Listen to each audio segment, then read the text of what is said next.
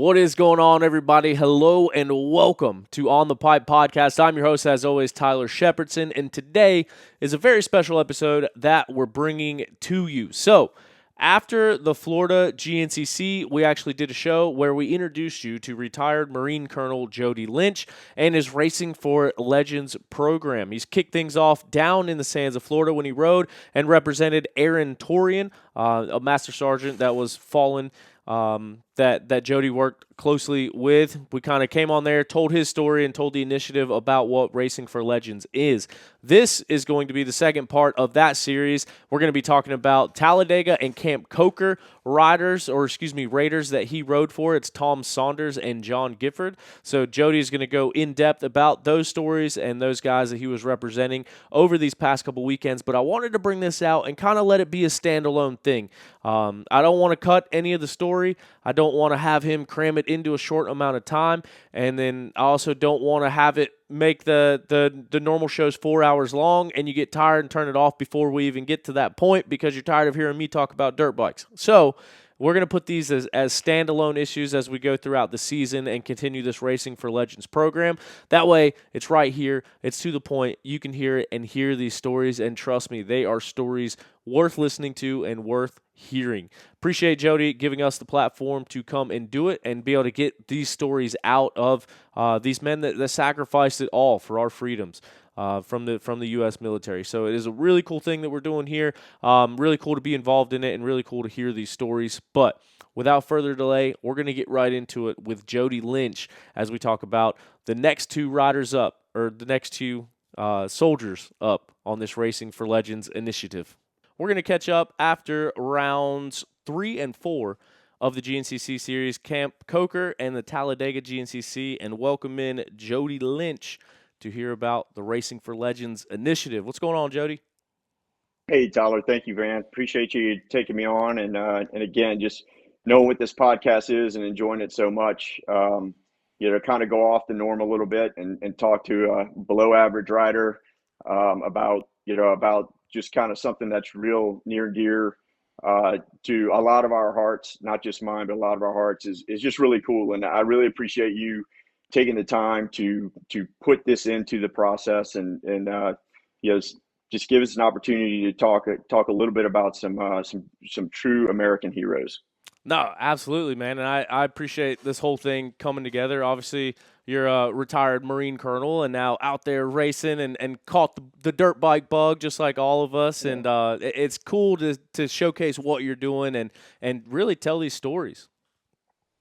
No, I appreciate it, man. It's a true joy, and I tell you, it's something I think a lot of people can relate to is the human body is really crazy, and not that you design things to go a certain way, but a lot of times when you dedicate yourself to something that's bigger than you, and and you have a bigger responsibility than just yourself, it really changes your aspect, and it changes your drive. It changes your ability to suffer. That's the best way to say it. Like, when you see that it's for something a little bit more than just your own personal goal or agenda, it really kind of changes your ability to suffer and think of the bigger picture and think what others would do in that scenario. And no doubt, based on the terrain and the weather that came in, Talladega was absolutely that scenario.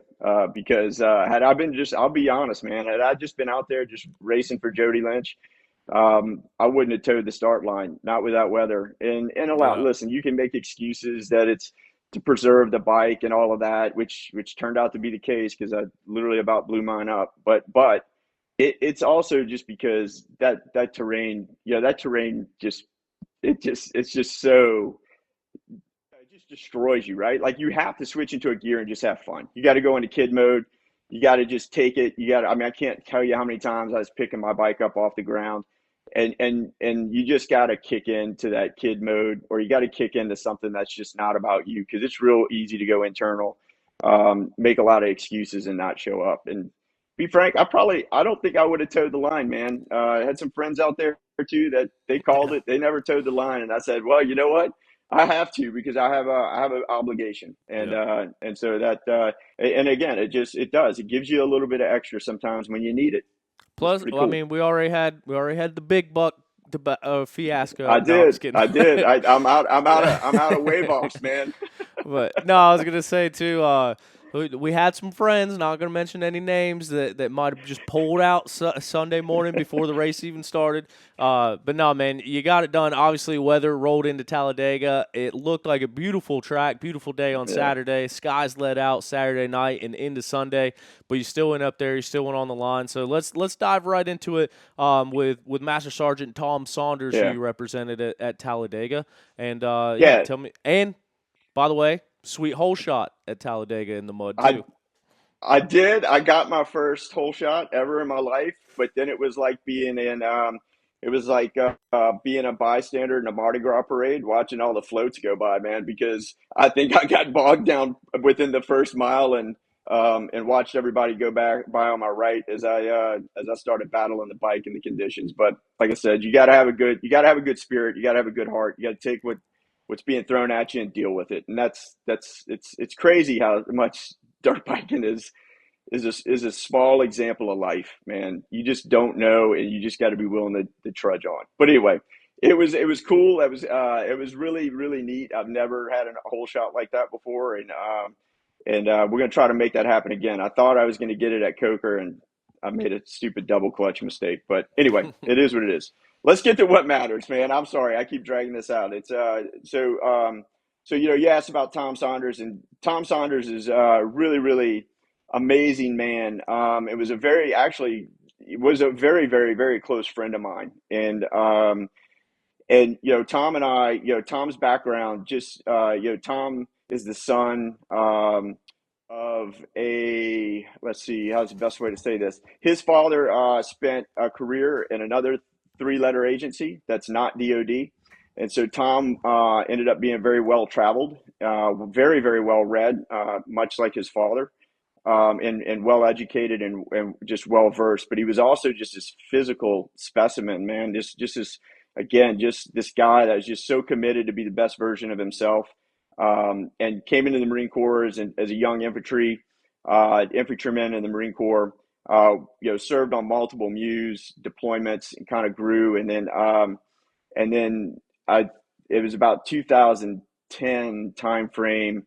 Tom came over to MARSOC. He went through assessment selection. Then at the time it was referred to as individual training course, and got certified. Basically got his combat skills or critical skills operator MOS of 0372, that's why I race that number 372. That's their MOS designator as for special operators. And so Tom came into MARSOC in about 2010 timeframe. And young man, but I'll tell you, just on this fast track, this fast pace, winning awards, just a top performer in everything he did. And again, it just goes back to his dedication. But Tom and our personal relationship actually started in 2012. As we both ended up, I was going to take command of 1st Marine Raider Battalion, or I'd been selected to go take command of 1st Marine Raider Battalion. And before I went over there, combatant diving is a big part of special operations. And listen, as a battalion commander, you're not the guy that's going to be diving, but I did think it was important. I was offered the opportunity to go to combat dive school, and I wanted to go because I wanted to understand the risks associated with it and the physical requirements of it. And I thought that was important if I was going to command an organization that presented that collective capability and that ability to offer our nation when called upon. I wanted to have a better understanding of it, and so I said, okay, I'll go, and I prepped for it, and I went as as a 40-year-old lieutenant colonel showing up at dive school. Probably made a lot of people uncomfortable, and but like my boss said at the time, he said, "Hey man, just one thing, don't f this up, because if you don't make it through, like this is just not going to sit well going into command." And so, but again, like that kind of pressure is really cool, and I've always embraced it, if I knew I knew I could handle it. But anyway, more importantly, when I got there, Tom Saunders at the time was a gunnery sergeant, had not yet been promoted to master sergeant, so he was a gunnery sergeant. So just so Tom and I are coming from the same organization, so we knew of each other, and but I didn't know him very well. But when we got to dive school, it so turned out that I was a senior officer by probably a decade and a half, but also he was a senior enlisted there as well because Tom came into special operations a little later in his career as well. So being the two senior old guys of the class, we really had a bond. Well, we had a responsibility to take care of the class that just comes with it. And then, but we also had we also had an ability to really kind of take care of each other. And so we really got to know each other very well in both a competitive perspective of pushing each other, pushing a bunch of young guys and kind of trying to just set a good example for a lot of young guys coming through the combatant dive, which is a very physical and demanding course, about 7 weeks long. And but the cool part is we'd have these Liberty weekends, and of course all the young guys would go tear it up, and Tom and I need to be a little bit more reserved based on our where our careers were going and where we were in our careers. And so we had to be a little bit more reserved, but I spent a lot of time out in the Liberty status with Tom as well, and just really getting to know him and know of him. And I'll just say, my takeaway from that is just like how big of thoughts that guy had, and not only big thoughts, but also like these amazing talents and ability to just throw himself out there. And so he could, again, I take this all the way back to his childhood and his upbringing of just how well read he was and just how smart he was. But man, the guy didn't fear a single problem or a single challenge. He just didn't. And he believed in things so big and so out of control. It made me laugh. I mean, I'm 5'8" and weigh 148 pounds. Tom would be like, you get on my weightlifting program and I'll have you deadlifting 600 pounds and benching 350. And I'm just like, like, Tom, that's not happening, man. Like, I love your enthusiasm, but I assure you that's not happening. I'll stick to speed and be able to do a lot of pull-ups and a lot of dips. And let's just call it good. But that was just Tom, man. You could walk into a bar that had like every beer. They have this. They drink all these beer, drink every beer that's in the bar. It's like this world of beers, and you get a free T-shirt. And Tom's like, "I'm gonna do that," and I'm like, "Dude, we're only here for like 4 more weeks, and that's only like three. That's only like 5 more nights out." He's like, "I could do it," And I mean, he just lived life like that. But when the time came, man, to drill it in and to go, like there was nobody more motivating, more dedicated to be around, and believed in his men, and it set high goals. And I talked about that, the goals of lifting and all that, but he set that in his team, man, and his team was beasts. And I had an opportunity. This is where it gets really cool. We graduated. Obviously we both made it through dive school, and went on to but I went on to take command of First Raider Battalion that was on the West Coast at the time. And Tom went back to Second Raider Battalion and became became an MSOT, a Marine Special Operations Team Chief, which I would say is probably the pinnacle of an enlisted operator's career. Like that, running a team is like, it doesn't get any better than that. Regardless of upward movement and having bigger jobs, like they all cherish the team chief job. And so Tom was a team chief. He had gotten selected and or promoted to master sergeant. And our worlds came back together as I took command of the Special Operations Task Force in Afghanistan in January of 2014. Tom's team was operating out of Shindan and over in the western Afghanistan, and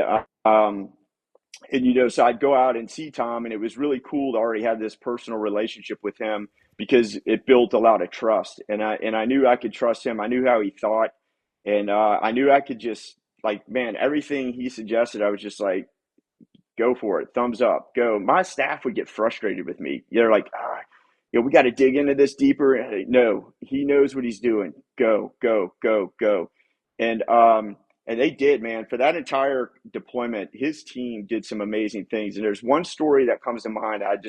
That is the epitome of Tom. And so they were on this op at one point, and had a very successful op, and they were getting ready to extract, and they started getting shot at, taking some contact, and they identified some guys, and it was a pretty rocky, mountainous area.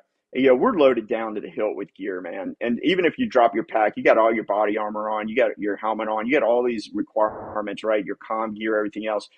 So, we've got these big, what I call pretty solid operators, but they're carrying, easily, even without their rucksacks, they're still carrying another 35 pounds of just body armor and comm equipment and everything else.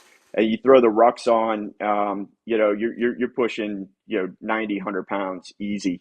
And so, like, let's just be frank, like, you're not going to keep up with, Taliban members running around with basically barefoot or, basically pajamas on, AK-47 and some ammo or some RPGs. So, they knew they couldn't keep up with them. And Tom came up with this.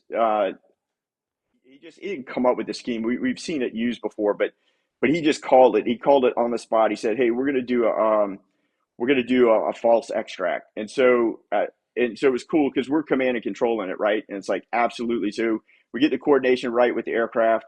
And so what Tom does is Tom stays back with about 6 team members and sets up in some hide spots. And then they call in the birds, the helicopters to come in and extract. And the birds, they come in and they do an extract just like perfect. And what we had known over time is the Taliban would always circle back to wherever we just operated. And I know some people think, well, why don't you just take them out with drones and stuff like that? But at the end of the day, man, you don't always have armed drones overhead. Like, sometimes all you have is a camera.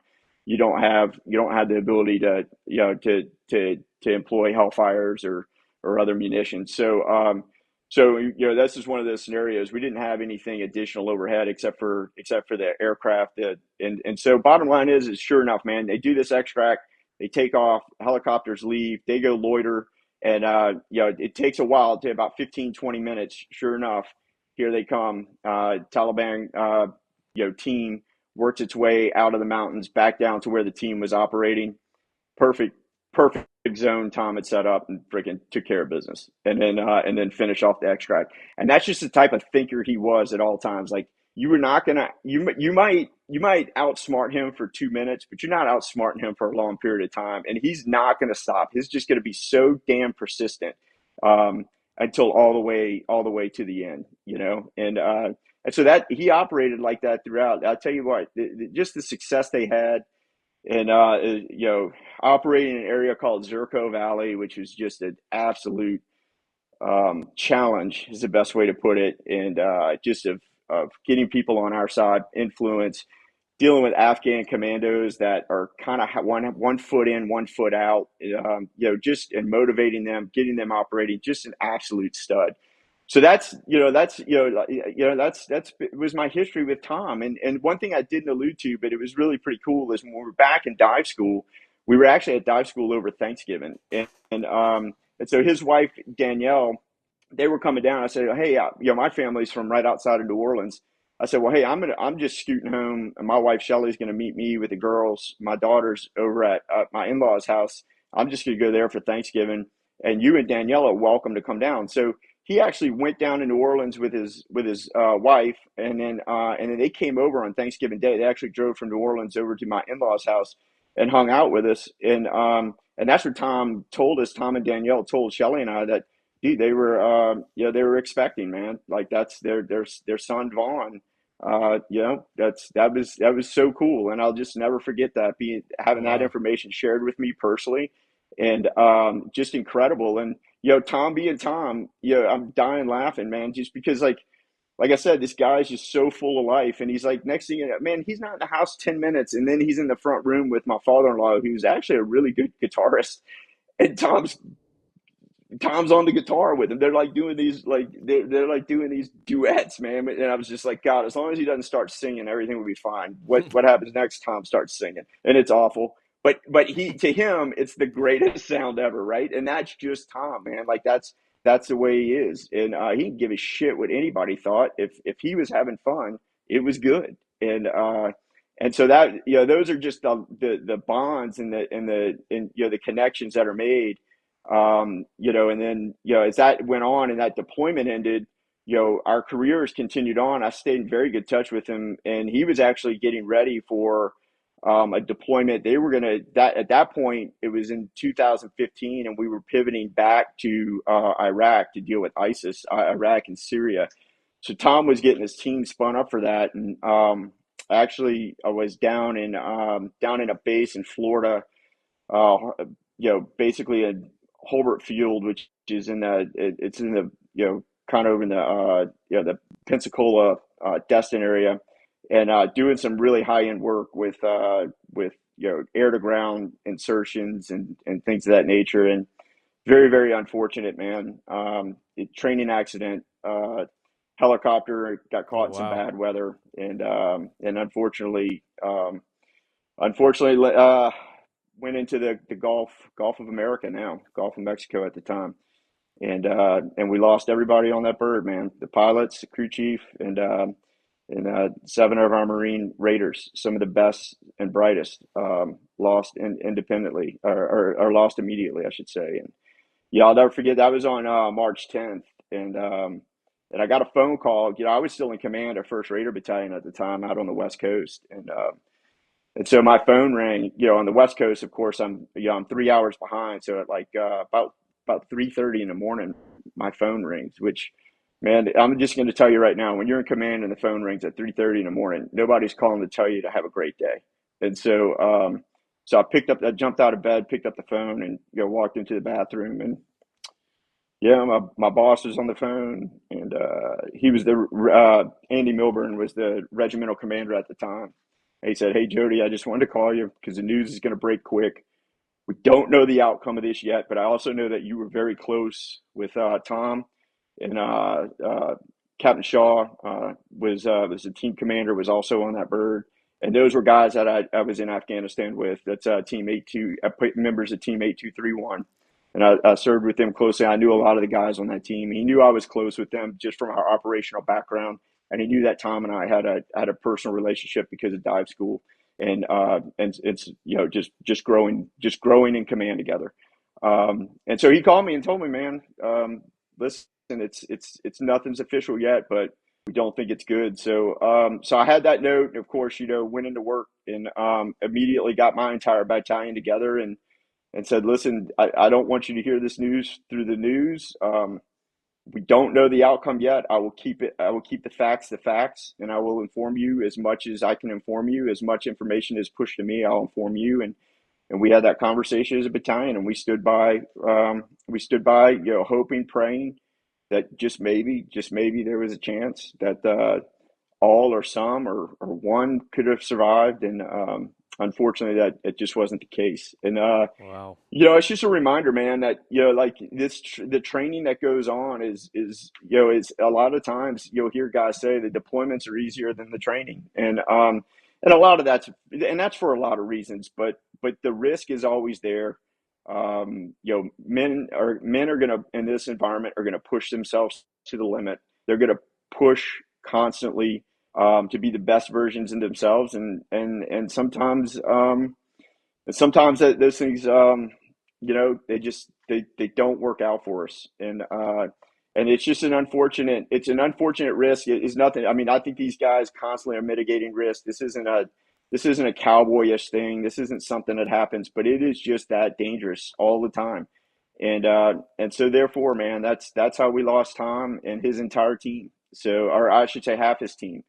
And again, but I will say this, and I'll say this about all these guys: their legacy continues, man. They've influenced so many young operators through their careers, and so many leaders through their careers, that it doesn't stop. And that's kind of back to my point, man. Why do we do this? Because they did it for us. They shaped who we were. Tom played a critical role in my development, how I think, how I make decisions, and now it's my time to make sure that people don't ever forget or maybe people that never knew Tom maybe know just something about him, because I think that the people that knew Tom, they'll never forget Tom. You don't, and his close friends and the fellow operators and the command, they'll never forget him. He's memorialized, and he's talked about quietly a bit. But I think, can we expand that? Can we expand that to maybe somebody that's never heard of Tom? Maybe Googles him, maybe just kind of looks him up, and just learns a little bit of something about another great American, that was willing to give everything for this country. So man. And just to end on a fun fact for Tom, I want to say this though. So I called his dad. I talked to his dad. I talk to his dad regularly. We have a really awesome relationship now. And actually, I'm actually at the end of April, I'm going to visit him, and the jersey I wore for Tom is going to go to his son Vaughn, who's now 12 years old. Man, crazy, or going on 12. I think he's yeah, no, I think he's 12. Do the math on that. But anyway, go to Vaughn, and I'm really really excited about it. And but I'm really excited to visit with his father because I just really enjoy his wisdom, his intellect, and how he is a model for understanding the sacrifices that were made. But at the same point, as a parent, man, it's just rough. But I will say this: this is kind of cool. So I told his father. I said, I got through the race. I'll tell you right now, it was a disaster. It rained like nobody's business, and it turned into a complete mutter. And again, I said I'm not going to make excuses, but my bike barely made it, and we got it done. But I didn't. I had a terrible result, even for my average skill sets. I had a terrible result, and I owe Tom better. And he kind of snickered, and he told me a story. He said, he's like, when Tom was younger, he used to write songs about playing in the mud and being in the mud. And he goes, I don't know what his infatuation was with mud, but he had one. And so I'm sorry, but I have to take that as a sign that Tom was looking down. I was like, damn you, Tom, you son of a bitch. You made me freaking, you exposed me again. But yeah, he absolutely did. And I just thought that was really, really cool, man. I didn't know that. I didn't know that about Tom. And I started laughing immediately as soon as he told me that. I said, man, there's not a doubt in my mind that man had something to do with that. So to Wow. everybody that competed in GNCC and blew up their bikes and had crappy finishes or had good finishes or whatever, it's Tom's fault, and he's not sorry. So It probably made his day better watching all of that. absolutely, 100%. He's like, I will make my own entertainment. so so it was really awesome. So Man. yeah, that's that's the Tom a little bit of insight into Tom Saunders legacy. But the story could probably be 3 to 5 hours on its own. Man, that's now back to back stories, and we got another one Yeah. coming up. But it's like, man, it's hearing the connection you had with these guys, and kind of walking through the whole thing, man. Like it's, I don't know, I don't know the word to describe it, but yeah, just intense, and yeah, I completely, like I said, we started this whole thing. I completely respect everything that you guys have done, and obviously these guys gave it all for the country, and that's why it's so cool to me to share this light on it, because without this, and kind of like you said, keeping their legacies going, and representing them out at the track, and his dad being able to have that conversation about him, I mean that's what really keeps the memory of these guys alive. So no, it I'm speechless. So, but yeah, you talked about finding out when they were having their son Vaughn, and now going to Yeah. deliver the jersey that you raced in on behalf of Tom Saunders to Vaughn. We got to expedite that process a little bit at Camp Coker because we're going to talk about Gunnery Yeah. Sergeant John Gifford, and his sons were actually at the race, which was a really cool experience as well. So, yeah, thank you for the information about Tom and telling his story. And now let's hear about Camp Coker and Gunnery Sergeant John Gifford. Well, yeah, I greatly appreciate it. And if the same is true for John Gifford, man, he looked down on us as well because he gave us some great racing conditions. And Yeah. I got to say, after the mutters and everything else, like I know for me personally, that course was very welcome, and really enjoyed it. But again, man, for Gunnery Sergeant John Gifford, another just extraordinary operator. And listen, I'm going to tell you right now, man. I did not know. I knew John. We met. We talked, and I'll get into that a little bit. But I didn't have the relationship with John Gifford that I had with the previous guys I raced for, Aaron Torian and Tom Saunders. And again, it's not by default. I mean, it's not by choice. Sometimes, it's just that career paths work in a certain way, and you don't always get to build a relationship and get close with with every operator that you have the opportunity to stand in a formation with. And so, John Gifford was that for me. But the cool part about John, and I chose to race for John um, for um, for a couple reasons, and the biggest one was is his what he meant to MARSOC and what he meant to every operator. So John was the epitome of an instructor leader. The man taught everybody everything he ever knew. And so much so, he was when he first came to MARSOC, so he started as an infantryman as well, and then got into the reconnaissance community, and then was in I want to say force reconnaissance, but regardless, he was in the reconnaissance community for quite some time, and he was an advanced sniper. And then when he came to MARSOC, at one point, he ended up at our what's now called the Marine Raider Training Center as the instructor, chief instructor for advanced sniper course. And his legacy in the Raider Training Center is just heck, man. The whole training center is named after him now. It's the Gunnery Sergeant John Gifford Marine Raider Training Center. I mean, it Oh, is wow. named after him. It's got a gorgeous statue. I have to get you a picture of it and send it to you. But you got a beautiful statue of him in his operational gear, leading the way, man. And that's what John did. But John led amazingly, and he did so, man. He was just the ultimate instructor. Like anybody that ever served with John was going to be in a position to learn. And my exposure to John in the operational environment again goes back to me being selected to be a battalion commander, and so prior to taking command, not only do you go to a couple schools, you also get an opportunity to go kind of tour where your force is deployed and get and learn from them internally, so it can help shape your thought processes going into command. And again, man, it's a tight knit community. I already knew but at the same point, nothing ever beats getting on the ground and listening directly from the men. And so I had that opportunity to go over to Afghanistan in early summer of 2012, and John Gifford was a team chief for one of the teams, 8231. I'm sorry, no, that's not true. John was 8232. So remember, and so this is back. So again, same company Tom Saunders was in, same company that Aaron Torian was in, different time frame, 2012 time frame. John's a team chief, and let me tell you, man, John would have been the future senior enlisted advisor of MARSOC. Like honestly, like no doubt about it. Like this guy was as solid as it gets. And I had a chance to go interact with this team and get a brief on what they were doing. And you just know immediately what a leader this young man is. And you can see it, and you can always read it. You can always read a leader's abilities in the climate he sets in his team by just the body language and how others on the team engage. And that whole team was just incredibly tight. They trusted. You could just tell the trust in John was through the roof.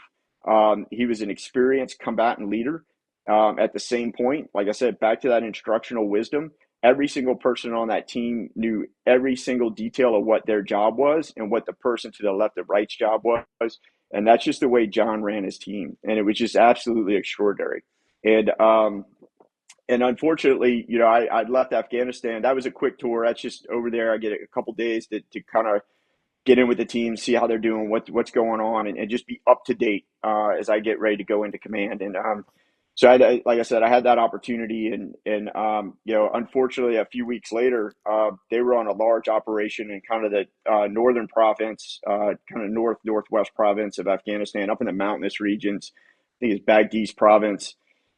And John's team, they got in a pretty big fight. And I will tell you, the Taliban forces up in that area, they could mass forces largely. Like a lot of times they run around in small teams, and they're real effective in these small teams, really hard targets.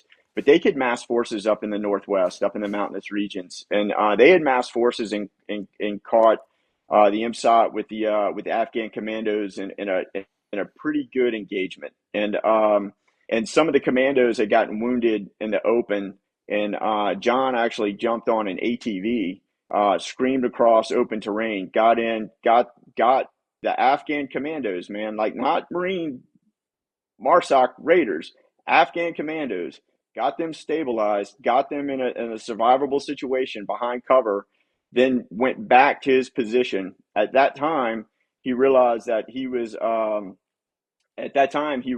that they were getting pinned down and receiving significant fire from a different building. John actually got up on the roof of that building, found basically like a chimney or a hole, throwing grenades down in the hole, then jumped down in it and started clearing that room. They started clearing that house top to bottom, Wow. to relieve pressure off of his fellow team so that they could start to maneuver and close with and destroy the enemy, as they did. But unfortunately, through that clearing process, John and another Marine that we'll honor later in this series, Dan Price, unfortunately were wounded in a very complex ambush that was set up in the house, and succumbed to their wounds, and literally as close to about hand-to-hand combat as you could get, in small arms range. But and for John's, and again, I just hope that somebody like the MARSOC guys, they know the story and they know John Gifford well. But man, if you just go do a little research. I mean, this John was awarded the Navy Cross. That's the second highest award, only behind the Medal of Honor, for his actions that day. And again, just selfless service, wife, children at home, but leading by example. I go back to that instructor mindset, man. Like you have to be an instructor to be effective. You have to be willing to put yourself out there. You got to show. Same thing as leadership, right? You got to put yourself out there.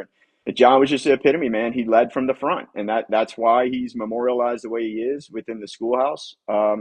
And unfortunately for all of us in our nation, paid the ultimate sacrifice. But in that, in the years to come, I had an opportunity, and again, I thank Warfighter Made for this. They sucked me in, doing some support for them. And one of the programs that they run on the West Coast, and we expanded last year to the East Coast, is a program called BOLT, which is building off-road leaders for tomorrow. And we bring kids ages 8 to 12 together, and we put them in the little UTV, the little Polaris side-by-side 170s, right?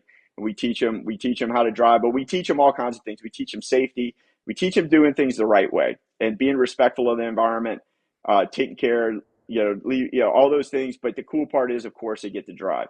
And in doing that, in those seats, I had Lisa Gifford, John's spouse. I got put in contact with her, and she's like, "Man, my two boys would love to do this." And I said, "All right, let's do it." And so last August, I had an opportunity to meet Joseph, who's now 16, going on 17. I think he's actually 17 now, and his younger brother Patrick, who's 12, was going on 13. Thank you. And so I got to know them, and Joseph was too old for the course. So this is kind of funny. So Joseph was too old for the course, but I said, "I don't care, man. Come out there and you can help me, right? Like, we'll just do this." I had other volunteers, Mike Perella, some other guys that race bikes, and they were all out there helping me. And so at the end of the day, man, we finished this. We had this great program. Patrick's involved in it. We got all these kids driving. Everything's great, right? And that's kind of the end of the day. It's wrapping up. Parents are getting ready to come out, pick up their kids and stuff like that. And so we have like all these dirt bikes around. And Joseph is just in love with the dirt bikes. He's like, "Can I ride this dirt bike? Can I ride this dirt bike?" And so his mother his mother Lisa was there. I said, "Hey, that's up to your mom, man." And that's and she's like, "I'm good with it." So anyway, so we take all the kids out on the little UTVs, dude. I'm stuffed in a little 170, like working with a really young kid that was just trying to figure out the mechanics, right? So I'm like stuffed in this little 170, and we're trail riding and doing all this stuff. And Mike Perella's got him and about 4 or 5 kids on dirt bikes following him around. And there's this huge freaking like nice hill, like it's built for like UTVs and stuff to go over. And Joseph just sends it up this hill on like a freaking like a 125, right? Like not a two, like I'm talking like where the Honda like CRF little 125, right? Like Trail little bike. trail bike.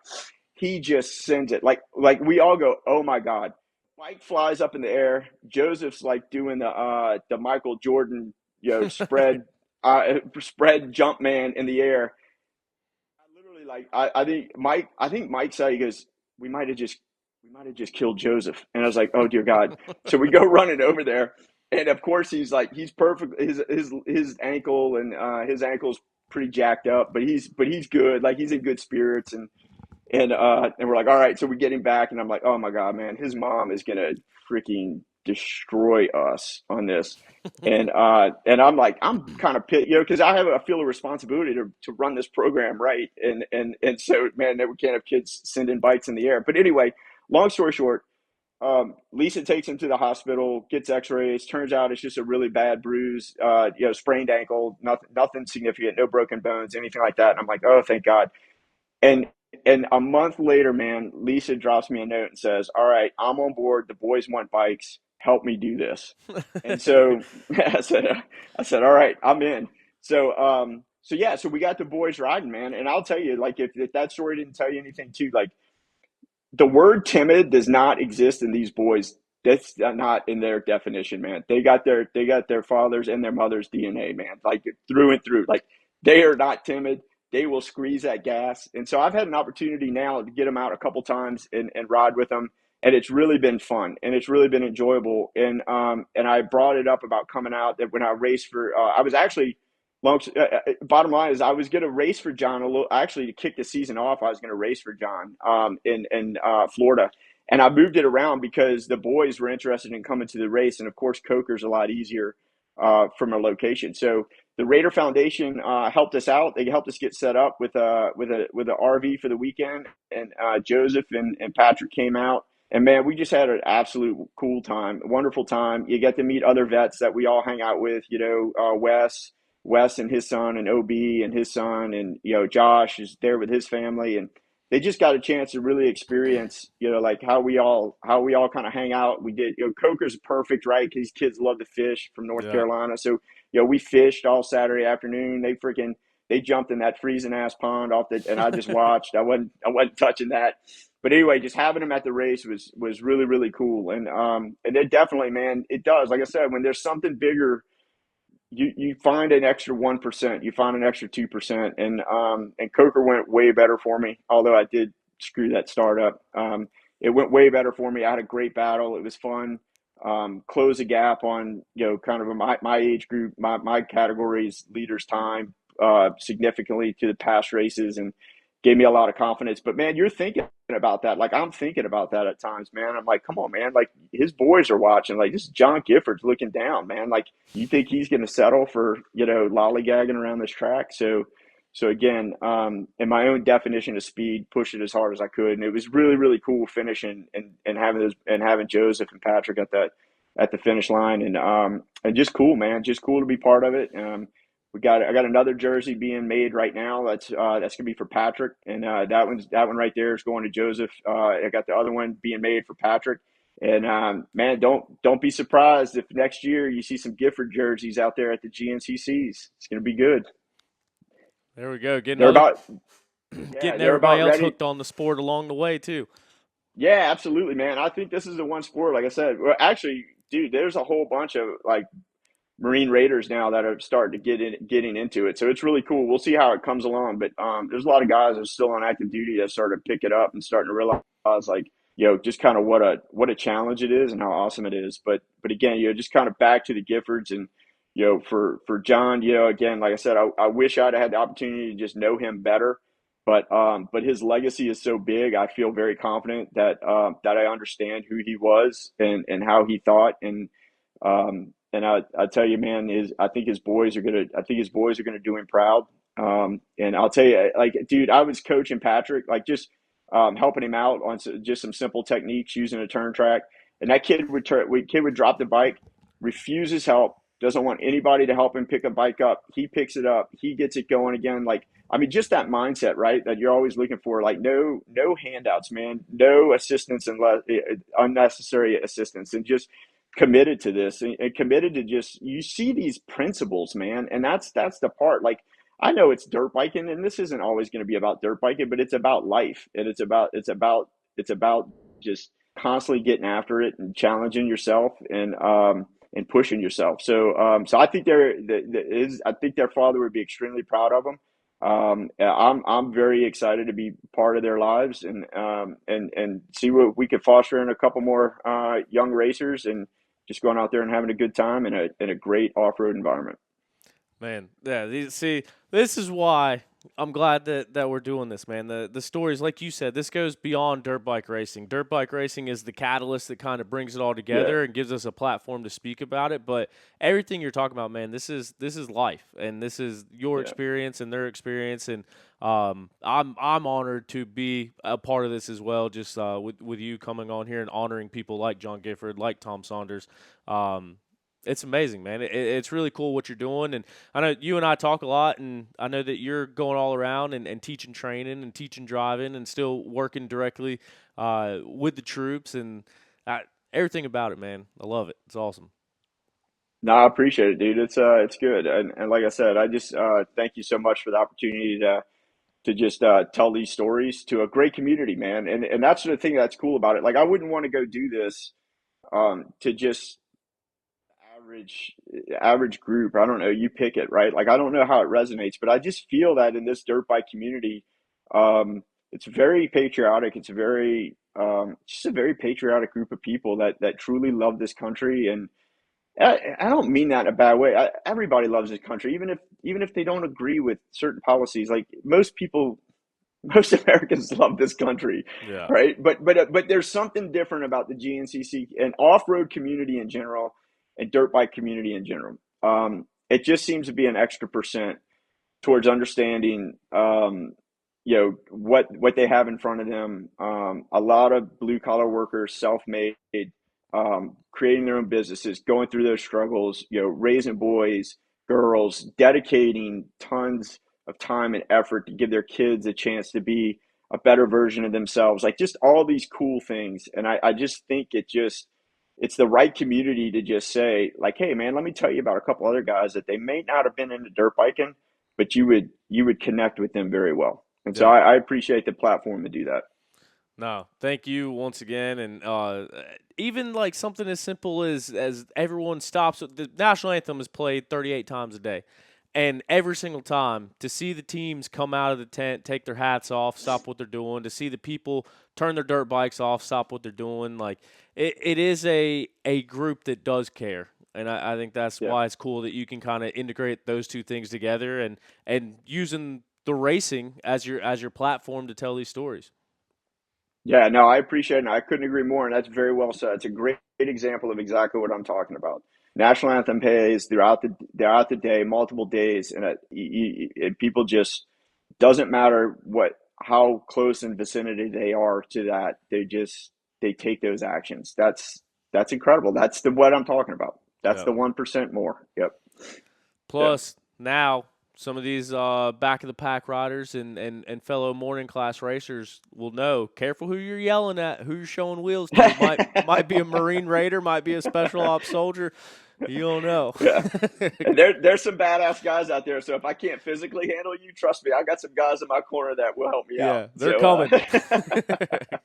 no, it's all good, man. It's great. I like being out there. I like mixing it up, and yeah, like we said before. Trust me, I try to get out of people's way as fast as I can. I definitely try to get out of the way of the women when they're coming through, because their livelihood depends on it, and we'll do everything we can to safely get out of their way. But Yeah. Did you see the video of everybody the else, you lapper might just that? have to wait. Did you see the video I put out of the lapper that didn't quite get out of Rachel's way?